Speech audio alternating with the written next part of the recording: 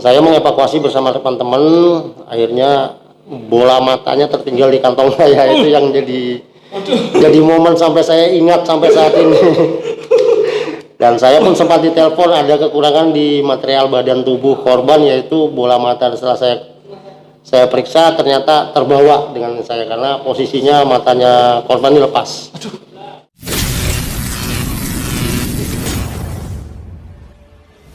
Ya, oke. Assalamualaikum warahmatullahi wabarakatuh. Kembali lagi di Lintas Balikpapan Channel ya, membahas berbagai macam hal, baik yang viral, yang lagi rame, yang isu-isu publik dan lain sebagainya, atau hal-hal yang inspiratif. Nah, kali ini kita masih di tempat yang sama di Mangala Coffee ya. Mangala Coffee ada di Gedung Parkir Kelandasan, di samping Bekapai. Pokoknya tempatnya recommended banget buat kalian yang mau diskusi ataupun nyantai bareng teman, pacar, selingkuhan atau sebagainya gitu ya. Pokoknya ini enak lah. Nah, berkaitan dengan hal-hal yang unik, inspirasi ataupun yang bisa membuat Anda termotivasi, di sebelah saya nih, sebelah saya sudah ada narasumber. Saya biasa akrabnya manggilnya Iwan Carlos. Iwan Carlos ya. Mas Iwan, apa kabar Mas Iwan? Baik. Baik ya. Nah, mungkin bagi kalian yang belum kenal dengan Mas Iwan, kalau saya sih sering ketemu di lapangan Mas Iwan ya. Sering ketemu di lapangan. Kalau teman-teman terutama masyarakat Balikpapan yang biasanya ada kejadian kebakaran, penemuan mayat, apalagi itu banjir, pokoknya hal-hal kebencanaan ataupun peristiwa-peristiwa di Kota Balikpapan, biasanya Mas Iwan ini selalu ada terdepan. Mas Iwan ya, bukan yang lain. Pokoknya saya salut lah sama Mas Iwan. Nah, tapi sebagian orang mungkin pada bertanya, siapa sih Mas Iwan ini? Kenapa disebut ada yang manggil Iwan Balakar lah, Iwan Carlos dan lain sebagainya. Dan kita coba di sini diskusi dengan Mas Iwan mengenai suka dukanya gitu. Tapi sebelum kita ke sana, Mas Iwan bisa ceritakan sedikit Mas Iwan awalnya terjun di apa ya, saya bilang ya, di bagian penanganan ataupun relawan ya awalnya dulu ya. Relawan itu ceritakan seperti apa sih Mas Iwan? Ya. Saya pertamanya memang dari relawan, yaitu Balakarcana atau Bantuan Relawan Kebakaran dan Bencana Kota Balikpapan. Saya berkecimpung hampir kurang lebih 5 tahunan. Setelah itu ada pembukaan di Badan Penanggulangan Bencana, saya coba untuk masuk di satu instansi tersebut. Alhamdulillah saya saat ini duduk di Badan Penanggulangan Bencana dan juga relawan di Balikpapan.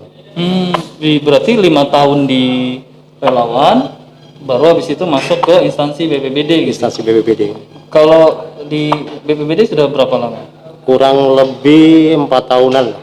Kami sudah hampir 10 tahunan ya sampean ya mau berkecimpung di bidang penanganan bencana gitu ya. Benar. Nah, saat itu Mas Iwan, kalau dari relawan ataupun sampai saat ini, apa yang buat Mas Iwan sendiri mau apa ya? Saya pengen tergerak buat masuk di relawan nih. Apalagi mohon maaf Mas Iwan ya, relawan kan biasanya namanya juga relawan. Biasanya tidak digaji ya. Benar. Tidak digaji. Nah, apa yang buat Mas Iwan mau ke situ? Untuk awalnya adalah dari diri kita sendiri dan niat kita memang untuk menolong sesama manusia dan menjadi model kemanusiaan lah yang tertanam dalam diri saya sendiri gitu. Sejak awal saya di relawan sampai akhirnya saya bergabung di BPBD atau Badan Penanggulangan Bencana Daerah Kota Balikpapan. Hingga saat ini pun jiwa saya masih untuk kemanusiaan, membantu. Ibaratnya saya tidak memandang bulu itu mau kaya, mau miskin, mau susah, mau senang, saya akan tetap terjun ke lapangan untuk membantu masyarakat yang betul-betul membutuhkan pertolongan saya dan rekan-rekan dari BPBD maupun relawan tadi. Tapi kalau bicara soal ini Mas Iwan, kan kita kan pasti butuh apa ya, buat beras lah atau makan gitu. Kalau relawan ini kan ya keikhlasan diri ya, maksudnya tidak digaji dan sebagainya. Mas Iwan ada kerja sampingan atau seperti apa untuk menghidupi sehari-hari itu atau gimana? Untuk kehidupan sehari-hari, alhamdulillah saya tetap di Badan Penanggulangan Bencana Daerah. Saya mendapatkan hasil atau rupiah dari instansi yang saya geluti saat ini. Untuk di relawan sendiri ya kami bekerja secara spontan dan secara ikhlas. Jadi kami tidak memerlukan imbalan. Jadi kalau memang ada relawan yang memerlukan imbalan, ya relawannya saya anggap abal-abal. Itu berarti kan Iya, memang benar-benar. memberi dan meminta apa yang diharapkan sama dia sendiri. Iya, iya, iya. Bekerja tidak ikhlas ya. Seperti itulah. Berkaitan sama relawan Mas Iwan. Di Balikpapan ini ada banyak sekali ya relawan ya. Baik relawan A, B sampai Z lah. Dari yang muda sampai yang tua-tua semua, dari yang lama sampai yang ada yang baru-baru. Kalau Mas Iwan masih tergabung di relawan atau sebelumnya kan di Balakarcana? Sekarang di mana? Atau pure di BPBD atau mungkin membantu teman-teman relawan yang lain atau seperti apa? Jadi sistem kerja saya di saat saya berdinas di BPBD, saya adalah anggota BPBD. Di luar dari instansi BPBD, maka saya dianggap atau menganggap diri saya relawan, bergabung sama teman-teman relawan. Tapi teman-teman relawan pun harus bisa mengikuti SOP-SOP yang ada di pemerintahan, seperti apa. Harus ada apa yang harus dikoordinasikan dengan orang yang betul-betul bertanggung jawab di lapangan. Gitu. Berarti kalau Mas Iwan melihat sampai sejauh ini kan banyak banget tuh kejadian-kejadian ya. Kejadian-kejadian di Balikpapan, baik penemuan mayat ataupun banjir dan lain sebagainya. Koordinasi dengan teman-teman sendiri seperti apa sih? Pernahkah mungkin menemui masalah-masalah atau seperti apa sih? Kendalanya apa sih kalau biasa nanganin gitu? Biasanya kami miskomunikasi aja dengan teman-teman di lapangan. Kadang-kadang kalau untuk mayat sendiri, saya kebetulan di bawah binaan Inafis Polres Balikpapan. Jadi tetap saya akan berkoordinasi dengan pihak Inafis, menunggu sampai tim Inafis datang, lalu kami melakukan olah TKP. Untuk seperti banjir dan lain-lainnya, tetap kami akan berkoordinasi dengan kabit kami, yaitu Bapak Usman Ali selaku kabit tanggap darurat dan kebencanaan Kota Balikpapan. Nah, Mas Iwan, untuk penanganan sendiri kan nggak gampang nih ya. Kalau saya lihat di lapangan itu, bagi teman-teman mungkin kalau sering lihat kejadian kebakaran, sering lihat penanganan banjir atau peristiwa apapun itu longsor, biasanya Mas Iwan nih yang lumayan sibuk juga untuk membantu masyarakat dalam penanganan. Contohnya misalnya nih, kebakaran megang nozzle selang kebakaran, selang pemadam ya. Nah itu kan nggak sembarangan ya. Ya benar. Jadi Mas Iwan awalnya gimana? Belajar atau ikut sertifikasi atau gimana? Semuanya diawali dengan pelatihan di BPBD. Kami masuk pun melalui pendidikan yang betul-betul diberikan BPBD dalam penggunaan nozzle maupun pengoperasian unit untuk penanggulangan bencana kebakaran. Dan waktu estimasi yang diperlukan adalah dari unit damkar sendiri atau BPBD adalah 15 menit TKP. Gitu. Quick respon ya. Quick respon jadi. Terus selain itu ada keahlian khusus nggak, misalnya kayak masing-masing personil itu kan biasanya ada yang ahli dalam penanganan banjir, ada yang penanganan ini segala macam. Kalau Mas Iwan menyeluruh atau seperti apa? Kalau saya menyeluruh. Jadi saya tuh sistemnya begini. Selama saya masih mampu, selama saya masih diberi kesehatan dan bisa membantu warga Kota Balikpapan, saya akan terjun langsung ke TKP dan juga di bawah atau berkoordinasi dengan instansi-instansi termasuk dengan Pak Kabid saya sendiri. Tetap saya berkoordinasi, minta izin persetujuan untuk menjalankan satu bencanaan tersebut sih. Kalau dalam ini Mas Iwan selama hampir 10 tahun ini terjun di lapangan, ada peristiwa apa sih mungkin yang tidak pernah dilupa atau mungkin pernah mengalami kejadian apa gitu yang ada di lapangan? Karena kan kita pengen tahu nih di lapangan seperti apa sih. Biasanya kan menemukan banyak kendala tuh, ada yang dimarahin orang lah, dimaki-maki lah, dibilang sok tahu lah, dibilang ya pokoknya tipikal warga kan kadang aneh nih ya. Saya pernah kebakaran waktu itu di dekat rumah. Itu ya namanya kebakaran, kita paham masyarakat mungkin panik, warga sekitar mungkin panik. Jadi kadang mereka mau ngambil nozzle sendiri, mau nyemprot sendiri gitu ya. Nah, tapi sebenarnya itu kan tidak dibenarkan karena petugas BPBD itu kan sebenarnya tahu lah teknik-teknik untuk memutus api itu seperti apa. Nah, kalau Mas Iwan sendiri pengalaman mungkin yang di lapangan yang bisa diceritakan apa nih Mas Iwan? Kalau selama saya di lapangan ya banyak dukanya ya, jadi cacian maki warga sudah memang jadi cambuk buat kami untuk lebih baik lagi ke depannya seperti apa itu memang ada. Sukanya lebih sedikit sih kalau sukanya daripada Dukanya lebih banyak. dukanya lebih banyak. Waduh. Kalau duka lebih banyak. Jadi saya harus bisa fleksibel dan mengimbangin. Memang masyarakat itu banyak yang belum paham tentang masalah kebakaran ataupun bencana-bencana yang lain, mereka belum paham. Hanya mereka tahunya datang sampai api itu bisa cepat padam gitu. Sebenarnya tidak semudah itu sih yang kita lakukan. Kita juga harus bermain dengan nyawa akhirnya kan. Ya, benar. Kita tidak tahu kapan bangunan itu akan runtuh, kapan bangunan itu akan jatuh, kita nggak tahu kemananya. Kalau pernah melakukan kesalahan nggak sih, nggak pernah dilupakan yang kepikiran gitu, misalnya aduh ini gini aku kayaknya ke depan harus begini harus begini. Ada nggak cerita-cerita itu? Kesalahan itu mungkin namanya manusia sih tidak luput dari salah ya. Luput dari Tidak kesalahan. salah. Kalau kesalahan yang paling mendalam sih mungkin sampai saat ini saya belum ada, tapi tragedi yang membayangin saya sih memang ada sih. Apa itu? Saat itu saya masih di relawan, masih membantu juga dengan Inapis Polres. Kebetulan beliau masih menjabat Mas Arif ya. Saya waktu itu menangani satu musibah kecelakaan laka lantas, itu laka lantas. Saya mengevakuasi bersama teman-teman, akhirnya bola matanya tertinggal di kantong saya. Itu yang jadi momen sampai saya ingat sampai saat ini. Dan saya pun sempat ditelepon ada kekurangan di material badan tubuh korban, yaitu bola mata. Setelah saya periksa ternyata terbawa dengan saya karena posisinya matanya korban ini lepas.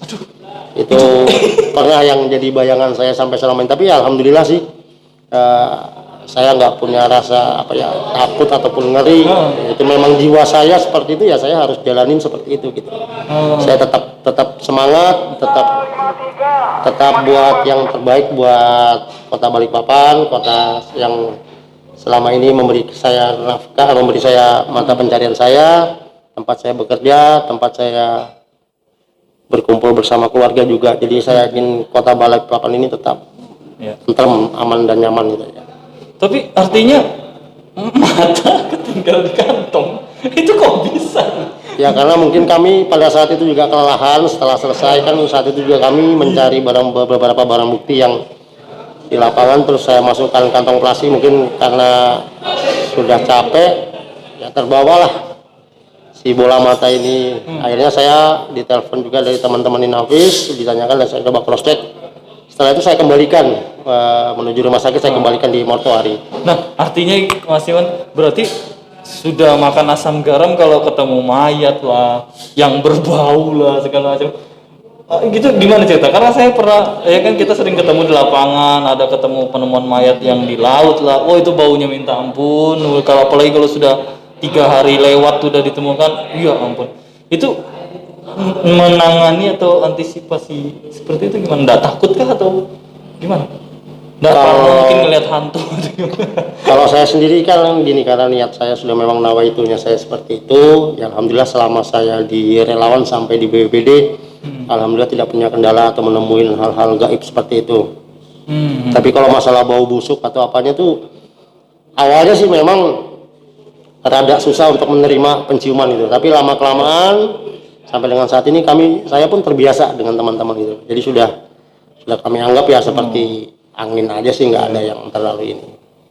Yang paling mengesankan bau yang seperti apa nih, dan kejadiannya waktu itu di mana? Terakhir yang paling mengerikan adalah kejadian di Pasar Karangjati Dalam ya, seorang bapak tua yang penjual baskom. Oh iya. Pada saat itu saya sendiri yang mendapat laporan, saya langsung cross check TKP, berkoordinasi dengan pihak Polsek maupun Inapis Polres. Sampai kami melakukan pembongkaran pintu, sampai di dalam pun kami lihat kondisinya memang sangat mengenaskan lah untuk korban yang betul-betul sudah aromanya udah nggak sedap sekali untuk kita cium. nggak ini Mas ya, nggak merasa biasanya kan mayat nih nggak pernah dihantui gitu. Didatangin sama mayatnya nggak bisa dievakuasi. Alhamdulillah selama ini sampai saat ini saya belum pernah sih ditemuin. Ya jangan sampai lah ditemuin itu aja intinya. Oh, bahaya ini kalau sampai ditemuin. Nah, ya menarik. Tapi Mas Iwan asli Balikpapan? Saya asli Balikpapan. Berarti lahir besar semua di Balikpapan ya? Saya lahir di Surabaya, besar Oh, di lahir di Balikpapan. Surabaya, besar, sekolah, apa semua di Balikpapan. Jadi aktanya hanya pembangun akte Balikpapan saya. Keluarga semua di Balikpapan. Semua keluarga di Balikpapan. Sudah menikah ya? Sudah menikah. Sudah punya anak atau gimana? Dalam proses? Untuk saat ini dalam proses. Dalam proses ya. Semoga cepat ya. Amin, amin. Nah, Mas Iwan ya. Apa panggilan Iwan aja atau apa nih? Sebenarnya nama saya Iwan aja. Nama aslinya? Nama aslinya Iswanto ya. Oh, Iswanto. Nah, cuma lebih dikenal dengan Iwan, kadang ada yang memanggil Iwan Black, Iya. Iwan Carlos, atau Ya, Black ya. Iwan Saya juga 8, Iwan Balakar, Iwan 801, jadi banyak. Jadi saya tidak pernah mengambil pusing dengan satu panggilan. Yang penting selama saya dipanggil baik, saya akan menjawab dengan baik. Kecuali ada bahasa-bahasa yang kurang baik dengan pemanggilan saya, mungkin saya akan protes dengan omongan seperti itu. Oke. Kalau kita bicara dari selama kurang lebih 10 tahun menggeluti, terjun di bidang penanganan kebencanaan, yang mana yang paling mungkin sulitkah atau banyak kendala kah atau apa ya yang berkesan gitu loh buat Mas Iwan? Misalnya kayak kita jarang ada gempa ya, jangan sampai misalnya banjir kah atau apa yang bahkan mungkin Mas Iwan hampir terancam nyawanya di situ, pernah nggak? Pernah itu saya lupa tahunnya, cuma terjadi di belakang SMA Gama pada saat itu Telaga Sari longsor. SMA belakang mana? Ya, Telaga Sari longsor yang SMA Gama. Oh, yang jembatan itu. Jembatan putus yang itu. Jalan itu Jalan putus. masuk. Iya. Itu pun saya masih di relawan, bergelut di bidang relawan, membantu teman-teman dari instansi untuk pencarian korban yang informasinya tertimbun di dalam. Karena di situ medan yang cukup sulit, medan yang cukup berat, tapi kami tetap lalui, kami tetap berdoa semoga apa yang kami upayakan dengan teman-teman dari instansi membuahkan hasil. Dan alhamdulillah si korban tersebut dengan ibunya dapat kita temukan dalam kondisi yang meninggal. Itu yang sangat berat buat kami kemarin. Jadi ketika menemukan harusnya kan niat kita kalau bisa selamat gitu ya, tapi pada saat kita sudah berusaha ternyata Tuhan berkata lain.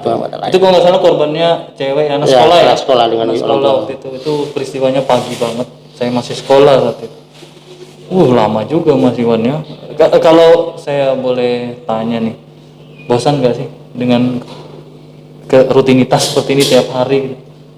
Kalau buat saya pribadi dan keluarga, saya tidak pernah bosan, malah saya disupport dengan istri. Kalau memang itu untuk kemanusiaan, ya dia welcome, dia terbuka. Kalau memang masih bisa membantu, karena itu juga buat jalan saya nanti di akhir hayat saya sebagai amal ibadah, ladang amal ibadah saya. Amin. Untuk apa yang saya lakukan di dunia akan saya petik nanti di akhirat nantinya. Amin. Itu yang penting itu. Tapi kalau dari keluarga sendiri, dulunya relawan yang mohon maaf tadi kan tidak ada bergaji nih, sempat ditentang nggak sih, atau misalnya ngapain lo relawan kayak gitu, habisin waktu, nggak ada duitnya, nggak menghasilkan, sempat ada omongan seperti itu nggak sih, atau disuruh kerja yang lain gitu? Alhamdulillah nggak ada, karena pada saat saya di relawan juga saya bekerja di satu perusahaan.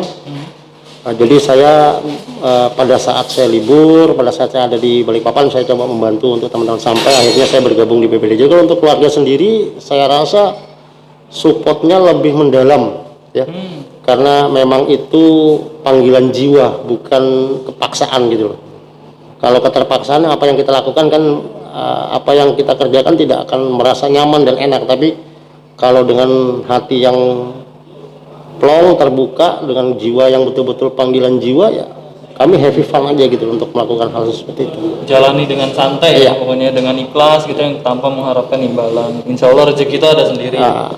Nah, kalau sejauh ini sudah melakukan penanganan banyak kejadian ya, apa yang belum pernah ditangani? Maksudnya terjun di situ. Apa? Mas Iwan belum pernah nggak, misalnya kayak saya belum pernah menangani ini nih? Kalau Saat ini sih kami di bidang kebencanaan, kayak saya sih hampir semua. Tapi kalau untuk saat pandemik seperti ini yang saya belum pernah terjun tuh di KM 15 karena memang apa yang saya pikirkan juga keluarga dulu, karena saya kan interaksinya lebih banyak ke keluarga dengan teman-teman dan masyarakat, makanya saya lebih menjaga di situ agar tidak terkontaminasi dengan ini. Oh iya nih, ngomong-ngomong soal pandemi ya, kan di tengah pandemi sudah 6 bulan lebih ya kita ini mengalami situasi seperti ini. Kan dalam rentan waktu 6 bulan itu kan ada banyak juga kejadian ya. Ya. Itu gimana cara prosedur, bukan prosedur apa, dari Mas Iwan sendiri menanganinya seperti apa? Karena kan kita nggak tahu nih, kadang ada penemuan mayat gitu ya di sebuah sebuah hotel atau sebuah tempat gitu. Penemuan mayat yang kita tidak ketahui apakah dia positif apa enggak gitu ya. Apa ya, sempat khawatir nggak sih, atau yang harus dilakukan tuh apa ketika menemukan yang gini-gini? Kalau untuk mayat sendiri, kalau mau dikatakan khawatir, sempat kita punya rasa khawatir yang mendalam ya. Karena di saat pandemi COVID ini, kami selalu akan berkoordinasi dengan instansi-instansi yang terkait, yang betul-betul terlibat dalam penanganan seperti Puskesmas ataupun DKK, kami tetap berkoordinasi. Kami menunggu apa hasil yang dikatakan pihak-pihak dari kesehatan ini menyangkut mayat tersebut negatif ataupun positif. Tapi selama ini kami juga melakukan dengan secara SOP yang sudah diterapkan pemerintah Kota Balikpapan, bahwa untuk penanganan mayat kami harus menggunakan APD lengkap. Jadi tidak boleh tidak menggunakan APD. Jadi yang tidak menggunakan APD mohon, mungkin saya tidak terlibat di dalam situ, mungkin hanya di luar untuk mengekspor memoto dokumentasi untuk apa. Tapi selama ini yang saya tanganin sih untuk alat pelindung diri saya, APD saya sudah disediakan dari BPBD maupun dari pihak Polres sendiri. Jadi betul-betul nggak bisa asal main evakuasi. Ya benar. Dan harus ada ring-ringnya ya, ada misalnya yang ketika menemukan kejadian pertama mungkin Puskesmas dulu yang mengecek kondisi korban gitu, habis itu setelah dipastikan ini aman, steril, baru ya teman-teman dari Napis baru ya masuk sampai selesai, setelah itu melakukan evakuasi sampai di rumah sakit. Nah oke ya gitu teman-teman ya. Jadi kalau ketemu di lapangan sama Mas Iwan, ditegur aja, Mas Iwan, ya, minta foto kalau perlu. Jadi beliau ini sudah, kalau pejabat di Balikpapan siapa sih yang nggak kenal beliau ini kan, pokoknya dia garda terdepan lah ketika ada bencana dan sebagainya, dan kontribusinya untuk Kota Balikpapan khususnya di bidang kebencanaan udah sangat-sangat terasa. Saya pun yang ada di lapangan, kebetulan saya jurnalis, saya juga melihat Mas Iwan ini luar biasa sekali. Pokoknya kalau dibilang hampir sejumlah relawan ya, salah satunya Mas Iwan ini juga yang terbaik menurut saya. Yang lain juga terbaik dan Mas Iwan ini salah satunya. Nah, terakhir Mas Iwan mungkin bisa ke depan ini kita kan nggak tahu situasi ke depan juga, kita juga umur tidak tahu gitu ya. Ke depan apakah kita ke depan mungkin ya kita nggak tahu apakah sudah waktunya dipanggil atau seperti apa. Dan Mas Iwan harapannya apa sih gitu untuk dari Mas Iwan sendiri dan juga untuk teman-teman relawan, ataupun harapan untuk Kota Balikpapan ke depan? Kalau saya dari pribadi ya, kita nggak tahu umur itu kapan akan kita diambil sama Maha Pencipta ya. Saya berharap untuk teman-teman relawan masih bisa ada penerus-penerus yang lebih baik dari saya. Saya bukannya guru atau menggurui, saya juga sama-sama belajar di sini. Jadi jadilah sosok yang betul-betul memberikan kontribusinya untuk Kota Balikpapan agar lebih baik dan jadi yang terbaik untuk kita. Jadi jangan sampai relawan itu menjadi tempat yang terbaik lah buat di instansi-instansi terkait. Gitu ya. Untuk Kota Balikpapan sendiri seperti apa? Untuk Kota Balikpapan sendiri, mudah-mudahan selama saya tinggal di Kota Balikpapan, saya merasakan hidup yang betul-betul nyaman, tentram, tidak ada satu keributan seperti yang di luar. Mudah-mudahan sampai nanti anak cucu kita lagi yang ada penerusnya, Kota Balikpapan tetap seperti ini dalam keadaan kondusif dan aman terkendali. Oke. Ya, Oke teman-teman, jadi itu sedikit cerita dari Mas Iwan. Nanti next kalau ada waktu kita ngobrol-ngobrol lagi sama Mas Iwan. Mungkin kisah-kisah lainnya yang kita angkat lagi dan semoga Mas Iwan sehat selalu Mas Iwan ya. Amin, amin, amin. Jadi bisa terus berkontribusi dan membantu masyarakat ketika mengalami kesulitan. Oke teman-teman, cukup sampai di sini dulu ya. Nanti kita akan bahas-bahas tema lainnya atau mungkin teman-teman mau hadir di podcast Lintas Balikpapan menjadi narasumber, monggo silahkan DM itu di lewat Instagram ataupun melalui WhatsApp-nya yang ada di profil. Tetap terus follow dan ikuti update-update berita di seputar Kota Balikpapan di Lintas Balikpapan ya. Ya mungkin cukup sampai di sini. Terakhir kalau teman-teman nih mau nongkrong bos, apalagi jam malam sudah dihapuskan kan, kita bisa nongkrong sampai malam bro. Jadi bisa langsung nongkrong di Mangala Coffee. Ada berbagai macam jenis kopi. Tadi saya baca sih ada 13 ya. Ini salah satunya loh ya. Ini rasa apa ini Bang Tom? Red velvet. Hah? Red velvet. Nah, red velvet. Ini masih ya? Red velvet. Keep it on. Nah. Jadi lokasinya ada di gedung parkir Kelandasan, persis di samping Bekapai. Ya apa namanya? Suasananya bagus lah ya kalau sambil nongkrong dengan pacar, selingkuhan, TTM, atau mungkin yang lagi mau PDKT bisa sini langsung. Dan enak sih, suasananya enak sih. Dan kalau kopi ya udahlah, nggak usah diragukan lagi.